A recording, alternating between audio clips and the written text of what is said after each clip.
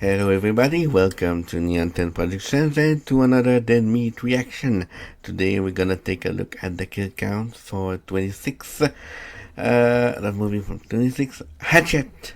And I know it's a slasher, and there's a bunch of horror icon doing cameos, and also that the main antagonist, monster, whatever you want, is played by Kane Hodder from the later half of the Friday the 13th movies and other horror movies stuff.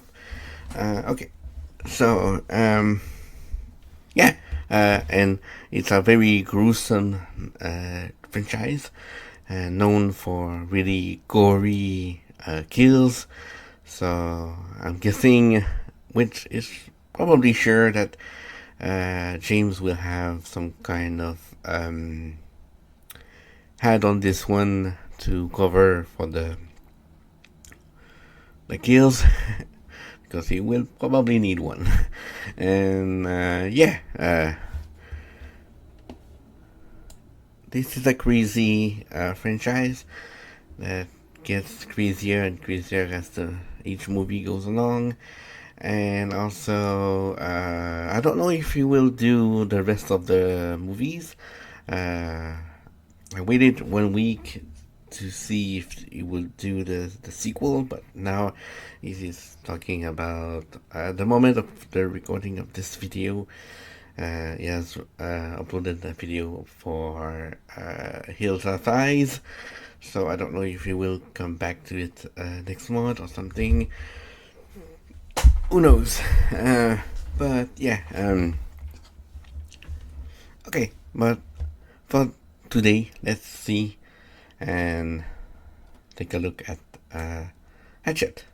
So I waste enough time for the intro. Let's try this. Go. Welcome to the Kill Count, where we tally up the victims in all our favorite horror movies and show you how they were made. I'm James A. Janice, and today, at long last, this one's for you, Adam, we're looking at Hatchet from 2006. The aughts were a fraught, confusing time for the genre, with waves of trends like Eastern film adaptations and torture porn. But one thing was sure, the slasher was dead. Its post-Scream wave broken against the shore of the millennium. That's why Adam Green made Hatchet. He wanted a throwback slasher. Oh, speaking of Adam Green, I've seen, which one was it? Which one of the movie reviewer had an interview with him? I want to say either Decker Shadow or Guru, or maybe Count Dracula. I'm not sure which one. But, yeah, they had an interview with him, and apparently he's a nice guy, so, yeah, makes a lot of difference from the one from Return of the Living Dead, that apparently was a dick to everybody else. So what else? Let's see. Let's continue. The ones he grew up watching in the 80s. How's it a horror movie if it's PG-13? Like, if I'm not gonna see some nudity and some gore, like, don't waste my time. Thus, the movie's tagline Based. proclaiming it's not a remake or sequel, or based on a Japanese film. It's just old-school American horror. Hatchet is as Friday the 13th Full as on. the first 4 Friday the 13th. It's got what horror franchises are made of, and appropriately has 3 sequels of its own. Hatchet 2, Hatchet 3, and Hatchet... Oh, wait, no. The 4th one's called Victor Crowley. That's also the name of Hatchet's Jason Voorhees, played by frequent J-Man himself, Kane Hodder. He ain't the only horror legend here either. This movie's rocking him like it were Wishmaster. It's kind of fun to see all the old ghouls together, Candyman and Jason and Freddy. Hatchet loves Does have a point. being a horror movie. It's in its DNA. It's a capital S slasher, and if you don't like those, well, you'll probably find a lot of faults here. The characters are mostly nothing, the aesthetic is mostly Yeah. and the story is mostly people running around in a swamp. I mean, that's it. It's Let's just face it, they're there to getting killed, and that's basically it. So they're just how do you say it? Fodder for the killer to get disposed of. Cheap and dark, and even at 82 minutes, there's a lot of third act padding going In on. gruesome The cast ways. is good, and I can't emphasize this enough. The gore is incredible. These are some all-timers. Hell yeah. I forgot about the tour. No, not the world tour. Hello, and thank you for joining us on the world famous I see what Sponsor you did Cruise. there. I'm Skipper Jadge, and before we go, do we have any mics on board? No? Great. Just had to do that quick mic check. Alright, we're entering the brush of today's sponsor, Manscaped. We're on a bit of a mission today, folks. We're trying to spot the rare Lawnmower 5.0 Ultra Gold. It's a special edition colorway of Manscaped's premier...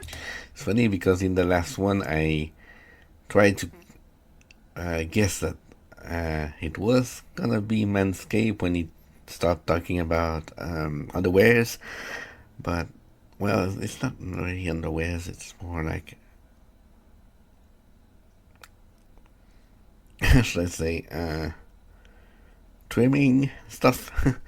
But yeah, so I thought, anyway, it's funny that this week it's Manscaped. trimmer that's only available in limited quantities. Now, we can tell there's been some lawnmower activity around here. I for called both it, but well-trimmed late. bush. Looking good, Jeff. And that's no surprise, thanks to the Lawnmower 5.0's updated trimmer blade, which is engineered to tackle hair effortlessly. Then you can foil that last bit of bush with the interchangeable foil blade. Whew, looks like it's getting dark. But not to worry, Lawnmower 5.0s have a natural defense. They're dual temp light, designed to illuminate even the trickiest spots. Which brings me to the eighth wonder of the world, the amazing, stupendous bottom button. Not China? The ninth wonder of the world, China! only does it control the light, but when you press and hold it, it engages the travel lock, making sure your trimmer stays off while packed away for a trip. Alright, I hope you've enjoyed your journey. And let me just say that, of all my tour groups, you were absolutely one of them. Anyone can discover the Lawnmower 5.0 Ultra Gold for themselves for 20% off plus free international shipping using promo code KILLCOUNT20. Okay, have I hyped these kills enough yet? I mean, the answer is no. I can't possibly hype them enough. So let's get to them. The movie begins with a father-son swamp trip. Gotta love gator hunting with your pops. Unless your pop's an asshole like Samson here, played by Robert Englund. Best known, of course, as Professor Wexler in Urban Legend. I'm just joking. He's best known as the art collector in Wishmaster. Oh, and also Fred. His son Ainsley is played by Joshua Leonard, doomed backpacker from the Blair Witch Project. Ainsley returns from a pee to find his dad's cameo already over. Damn, only lasted 5 minutes. He arms himself with a fence post, looking like Tommy Jarvis and Jason Lives. But not even the real TJ could survive Victor Crowley's attack that comes out of nowhere. He beats Ainsley against a tree and rips his freaking arm off. Holy shit, yeah! Love it! Then he punches into his back and rips out his heart. Take that, you stupid heart! How you feeling about this, Ains? Yeah, sure looks like it does. The opening credits are a frat-tastic party in New Orleans, with beer and boobs galore, and at least one metallic gentleman. It's a stereotypical Mardi Gras for stereotypical characters Ben and Marcus. And they're awesome friends, like, Charlie, Dwayne, and, I don't know, big-ass beer guy. But these beers might be too big-ass for Ben, who's sick of these sophomoric delights. Haven't you seen enough boobs? What? He's sad because his longtime girlfriend just broke up with him, and these boobs keep reminding him of hers. These scenes were shot on location in New Orleans, one of the last film shoots before Katrina hit. They couldn't believe they got to shut down Bourbon Street for their little horror film. Writer-director Adam Green cameos as one of the nameless bros. What, so you can sit in your room and cry about Heather? A bunch of the crew played extras here. Producer Sarah Elbert plays a puking girl, and their Steadicam operator plays a guy who almost gets hit by a bus. Ben splits, hoping to find something more cultural. Marcus is a good enough friend to join him, even if it means no more boobs. Ben wants to do a swamp boat ride, but their first choice, Reverend Zombie, says the Candyman can't. I don't do night tours anymore. I'm not allowed to. Tony Todd puts in an even quicker cameo than the Fredster when he redirects them to another swamp boat captain down the road. And just like that, he's outie. I have to go tend to my birds. Thank you, sir. See you in the sequel. Their plan B... Yeah, that's what I was gonna say. Yeah, it's a short cameo, but he's coming back in the sequels. One of them, I think. Yeah, not all of them, but I think one. don't remember which one though. Maybe the first sequel? I don't know. Boat ride is at a place filled with bees. Boobies. There's an amateur porn producer there shooting 2 chicks with a camcorder. Great, now Ben and Marcus both get what they wanted. God bless America. The swamp boat ride comes courtesy of this guy. Do you do a haunted swamp tour? The best character. The only haunted swamp tour? Oh yeah, this is gonna be a real great time. The Boys and the Girls Gone Wild production join an older couple and a sulky chick. Ben sits next to Sulky and swiftly strikes out. Some buddies of mine back home went on this tour. Look, I'm sorry. I didn't come on this tour because I was hoping that just maybe I'd get to meet you. I mean, hey, she's got a point there, dude. Ben's sad boy character type is usually grating to me, but What you Phil get David for- Moore actually makes him kind of likable. Moore's known for the freaking Avatar movies. I don't know. Talk to strangers. And of course, Grandma's boy. Please sit on my face. Pretty sad that he has just as much game here. Similarly, Marcus's audience surrogate character has a lot of charm thanks to Dion Richmond, who didn't even have to audition for the role. Either Green was a huge Cosby Show fan, or he loved him in Scream 3. Oh, you motherfucker! I don't always get the casual improv-like dialogue between these two, but they I mean, do come that- off as real friends. that's a good, and it's occasionally really funny. Delivery. Oh, you don't have any cash? No, I'm just not paying for this bullshit. One thing that keeps Hatchet from being the boring kind of slasher is its humor, which works thanks to the cast. Porn producer Doug Shapiro is played with sleazy perfection by Joel Murray, Bill's brother. His subjects have fun bickering back and forth, since one of them's an over-serious trained actor, and the other is, pretty dumb. You're smitten. And would you know it? She's blonde. Misty is played by another genre vet, Mercedes McNabb from Buffy and Angel. And you can't go wrong with Richard Greeley, last seen on the kill count in Halloween 2, Rob Zombie's version. He provides a great don't-you-know-it folksy presence here as tourist Jim Permattio. Nice camera. Making a movie? What kind of movie is it? Well, have you ever heard of Bayou Beavers? Sure. Oh. No. Originally, the Permattios were racist, but it made them too unlikable, and test audiences didn't find it funny. They cut all that stuff out in the edit. Almost all of it. You can still catch Sharon giving Marcus a dirty look when he gets on the bus. They take off for their swamp tour through the city of New Orleans. I mean, yeah. Good move. With music that sounds like freaking this. That's gotta be an homage to the banjo introduction of Bacon and Pals in the original Friday.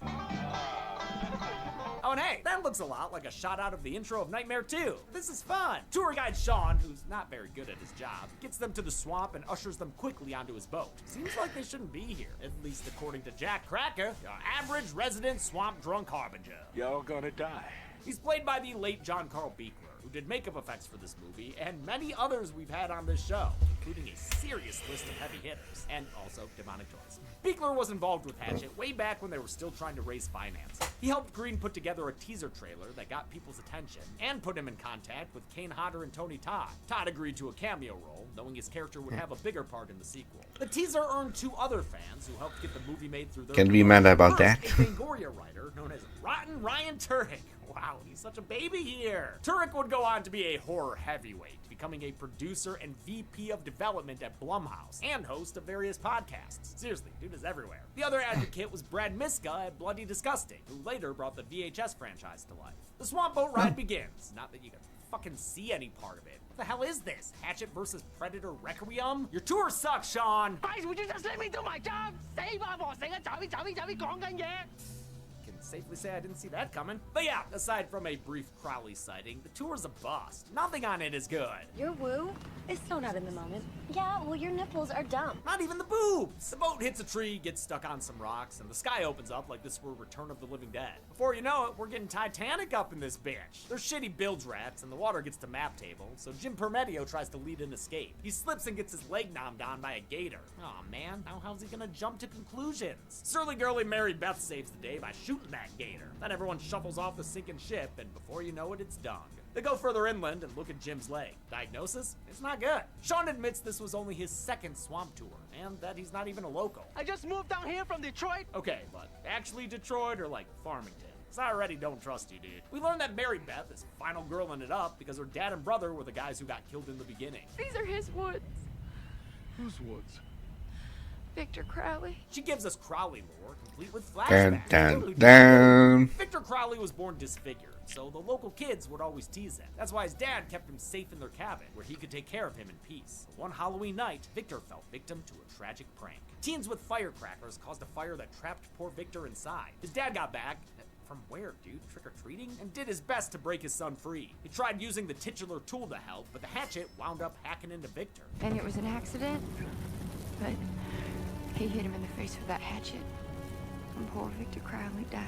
And yeah, we're counting VC, even though he's running around killing people in present day. Yet you know how it is with these Jason types. Adam Green first came up with the idea for Victor Crowley as a kid at summer camp. The counselors told an urban legend about a guy named Hatchet Face, but couldn't provide a backstory, so the 8-year-old Green came up with one himself. All the kids started crying, and the counselors were gonna send me home from camp. 10 years after Victor's accidental death, his dad Thomas died of a broken heart. And maybe, like, dysentery. I mean, he lived in the swamp. Vic's dad was played by Kane Hodder, the most famous Jason, even though he didn't start until the 7th one. It's great to see him play a sympathetic and loving father, however briefly. Hodder was excited about it too.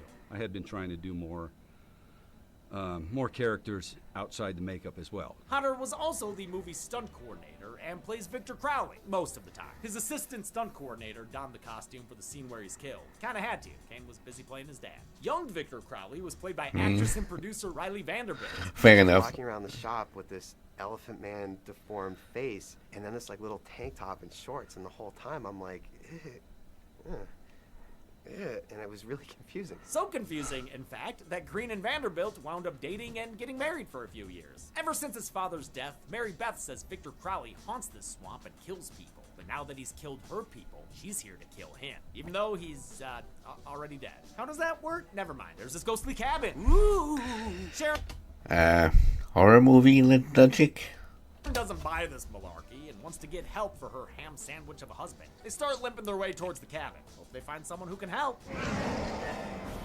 That'll look not good. Vic the Prick charges at him and starts hacking his way through Jim's shoulder. Oh my god, Richard Reilly's getting torn asunder! Holy shit, literally hacked in half. Amazing. Sharon's days of her lives are over too. Victor grabs her head, and as the camera spins around him, he rips her mouth open all the way backwards. Dear God, this is, wow. Sir, you are an artist. Practical gore was a priority for Green. He said absolutely no CG was. Of course it is. He wanted to come up with kills people hadn't seen before, and the cast seemed to get a kick out of their over-the-top deaths. Now is the winter of our discontent. For Sharon's so-called pop-top, or Pez dispenser kill, Green wanted to avoid cutting away. So as the camera spins around Crowley's back, an invisible cut goes from a shot with actress Patrika Darbo to one with a dummy. The fake head is then opened up to beautiful effect. Kane Hodder did have to stick his fingers in Darbo's mouth for the first shot, but it seems like she was a trooper for the whole thing. Vic tries to get more Vics, but Mary Beth shoots and subdues him, at least momentarily. He is a ghost after all. Seriously though, how does that work? My mama always said that sometimes if a person dies all traumatic like, then their spirit can get kind of just stuck in the night they died. Oh. Okay. We are now in the running in the woods segment of the film, which is not good news for Doug Shapiro, who's running by himself. Sure enough, he runs right into Victor, who kills him by slowly twisting his head all the way around. It spurts blood on trees and shots I'm assuming they filmed with Ainsley's earlier heart chuck, and then his head goes off. The others eventually find his stuff and discover Doug Shapiro wasn't his real name. Wow, who knew Freddie Rumsen had so much in common? Effect on the neck twisting, really disgusting, and yeah, good effect. Don. Shapiro wasn't a movie producer either. He was a tech company marketer, filming boobies for himself. I can't believe I fallen for that shit 3 times now. Well, why don't you yell at his dead body? Because here it is. He's still alive. Wait. Check his pulse. He doesn't have a head! Are you sure? Because I'm actually kind of a professional when it comes to... Not him. Crowley. Oh, yeah. That makes more sense. Mary Beth and Ben check out Vic's cabin in the woods, which doesn't have a mama head, but does have the bodies of Mary Beth's dad and brother. She's real sad about it. Actually, great acting here from Amara Zaragoza, who went by Tamara Feldman at the time. Good casting. She just had this aura about her where she's so beautiful, but you're afraid she might kick the shit out of you. The others are kind of just standing around when Victor jumps out and sticks a belt sander straight into Jenna's mouth. Nom nom nom. When his sand job's interrupted, he turns his attention towards Sean and swipes his leg off with a shovel. Wow. Don't worry, dude. I'm sure Mary Beth can save you, as long as she's got proper firearm technique. Well, nice knowing you, Sean. Victor kills the tour guide with a beheading via shovel. Underrated murder weapon, honestly. You know, for like a horror movie, not for like me in real life or anything. Victor... And he's gone. Or is he? Gets back to Jenna, whose mouth ain't mouthing anymore. Oh, he's gone. Finishes her off by impaling her upon the upright shovel handle. See, another way to use it as a weapon. I didn't even think of that. Not that I need to. Right there. Production designer Brian McBride built a gas-powered belt sander for Jenna's kill. Looks like it sprays blood out the side for the effect. Then Beekler made a mangled face prosthetic that hid her real chin with dangling viscera. Blood was the name of the game, and everyone on set jumped on the bloody bandwagon. Not just the makeup people. It's like anybody would come up, you know, one of the grips. Yeah, give me a little more blood on your shoulder, bro. Thank you, man. I'm cool. Yeah, thanks. There was so much blood splattering everywhere, they had to wrap the Funny cans in guy. plastic. The survivors tried to collect their bearings, but Crowley ain't gonna let up on the pressure. Okay, just pitchfork him, I guess. Sure. That gives them a chance to get away again, but they realize they're gonna need to stop him for good or else he'll keep on coming back. Ben makes a plan to light Vic on fire with gas tanks he saw in the cabin. Great plan, except for the part where they all randomly split up. You know that spells death for Miss Misty, who gets left alone and promptly abducted when Mary Beth and Marcus aren't looking. Her head is tossed against Ben as he gathers up the gas, and shortly after, her torso is tossed as well. VC attacks Ben, but with Mary Beth's help, they manage to douse him in gasoline. Then they light him up like a Christmas tree with faulty wired lights. Okay, always doing fire stunts. I ain't complaining though. I mean, get sick of that, and I if hope he's good at it. extinguished on set. The fire finally quells Crowley for all of 2 seconds, and then it starts raining again, which puts him out. You gotta be fucking kidding me! The 3 remaining survivors run away until they find themselves in a cemetery. Thank God, a different setting than that fake-ass looking swamp. The majority of Hatchet was shot at Sable Ranch in Santa Clarita, California, which means production designer McBride had to make a desert look like a swamp. He also built the Crowley shack from the ground up, then had to rebuild it after a fire marshal said it was too close to some trees. The swamp may not look the best, but to be fair, production didn't have a lot of money or time to work with. An already short shooting schedule was further condensed thanks to unexpected rain and a network TV show stealing their location by parking a helicopter there. This is a suicidal schedule, and we are doing it. The desert night shoots weren't easy, but Green kept spirits high with his energy. Yeah, I love you! Woo! I always love to see a director hype their crew. This movie's 100 times better than it ever could have been because of this crew. Victor finds them in the cemetery and chases them once again. At one point, This kind of calls back to what I was saying earlier. He's just general good dude.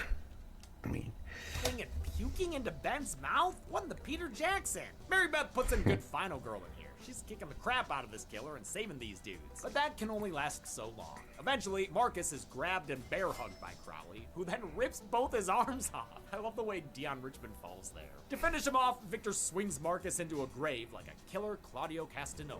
Kane Hodder's an intense guy and took playing Victor Crowley seriously. His monster makeup was done by John Carl Beekler, who had previously directed Hodder as Jason in Friday 7. The rest of the cast wasn't allowed to see the makeup before the best one. The best one. The best look for Jason. their scenes together. So as stunt coordinator, Hodder worked under a giant coat and visor. Before filming scenes, he would get the other actors scared by screaming bloody murder from afar. It was highly effective.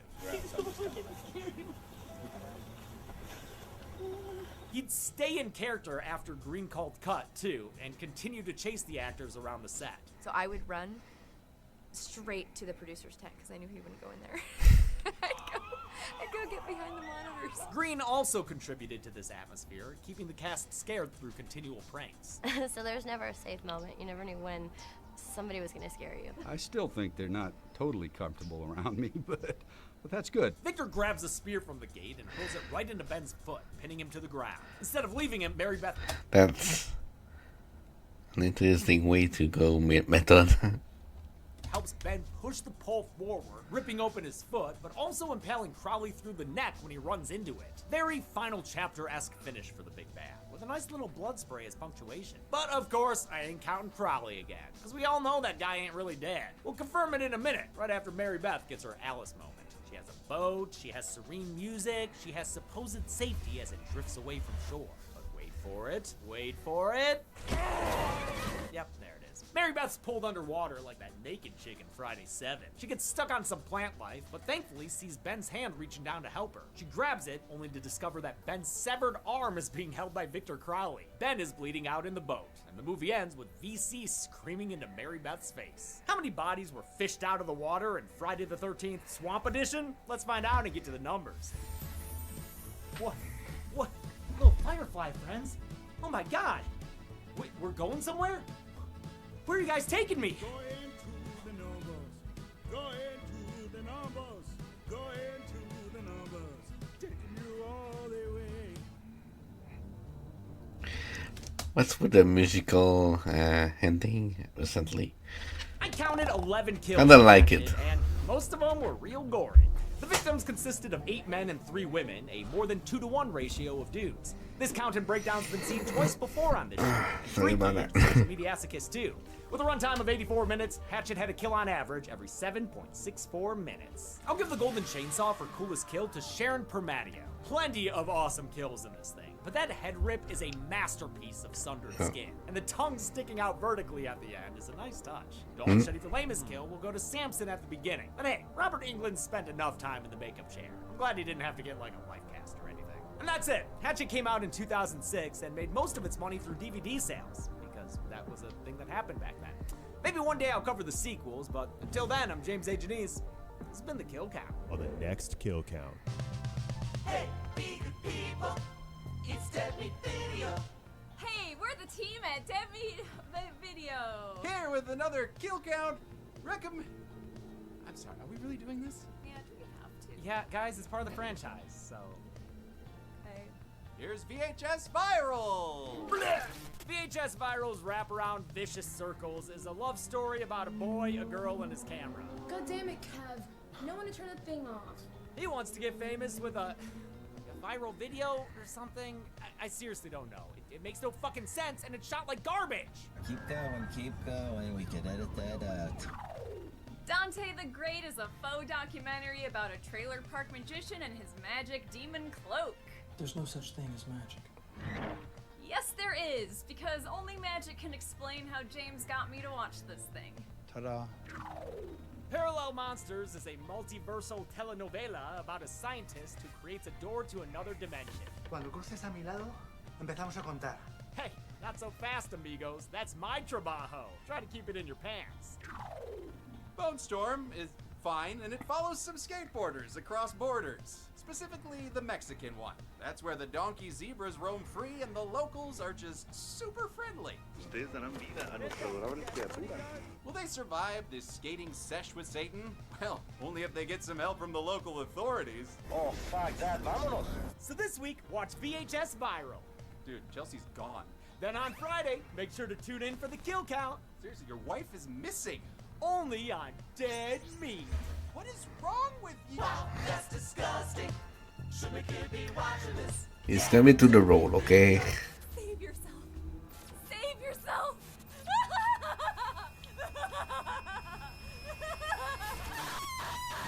Whoa. Damn. The VHS Viral can currently be watched on the picture That streaming was, platforms. Why? Debbie always recommends you watch the movie for yourself before its Kill Count. It's the only way to have your own properly informed opinion. Kill Count is Something. the experience of watching the film. Thanks a lot for watching this Hatchet Kill Count. I see writer-director Adam Green Good at a bit, lot of though. conventions. He's like best friends with Joe Lynch, who we're really good friends with. And every time I fucking see Adam at a convention, he always harasses me. He's like, where's the Hatchet Kill Counts? Where are the Hatchet Kill Counts, James? Well, here you go, Adam. You happy? They exist. Or at least the first one exists. Truth be told, I haven't seen any of the sequels, but I will. I promise I will. Danielle Harris is in them. Shout out to Jordan Good for making the music for that To the Numbers bit. We've been utilizing him a lot lately. He makes great work. He can replicate like any song and make us a copyright-free version of songs that we want to imitate. So like the Return of the Dead To the Numbers bit, the VHS song for the VHS franchise in the trailers. It's Dead Meat Video. All Jordan Good's work. Good work. Thanks everyone. Be good people. Okay. Nice. Yeah, another great video.